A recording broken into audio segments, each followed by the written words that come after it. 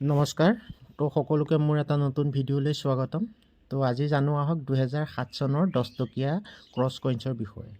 2005, 6, 7ত 10 টকীয়া cross কইন্স reserve bank of ইণ্ডিয়াৰ দ্বাৰা ভাৰতত ইছ্যু হৈছিল। তো আজি আলোচনা কৰোঁ 2007 চনৰ 10 টকীয়া ক্ৰছ কইন্সৰ বিষয়ে। 2007 চনত ইছ্যু হোৱা 10 টকীয়া ক্ৰছ কইন্স স্কেয়াৰ কেটেগৰী কইন্স হয়। ইয়াৰ বৰ্তমান মাৰ্কেট প্ৰাইচ JMUNC কণ্ডিশ্যন মানে ভিডিঅ'ত দেখা পোৱা ইয়াক কয় JMUNC কণ্ডিশ্যনৰ যদি এনেকুৱা এটা কইন্স হয় তো 10 টকীয়া এটা কইন্সৰ মুদ্ৰাৰ বৰ্তমান মাৰ্কেট প্ৰাইচ হৈছে 150 টকা। সঁচা কথা, এনেকুৱা 10 টকীয়া এটা যদি 2007 চনৰ আপোনাৰ হাতত থাকে তো বৰ্তমান সময়ত ইয়াৰ মূল্য হৈছে 150 টকা। গতিকে ভাবি চাওক। তো 2005 আৰু 6 কইন্সৰ বিষয়ে বেলেগ এটা ভিডিঅ'ত আপোনালোকৰ লগত আলোচনা কৰিম। তো 2007ৰ বৰ্তমান মাৰ্কেট প্ৰাইচ আপোনালোকে গম পালে নিশ্চয়। তো আপোনাৰ হাততো 2007ৰ 10 টকীয়া ক্ৰছ কইন্স থাকিব পাৰে। ক্ৰছ কৰাৰ আগত এবাৰ ভালদৰে চেক কৰি চাব কইন্সটো 2007 চনৰ হয় নেকি।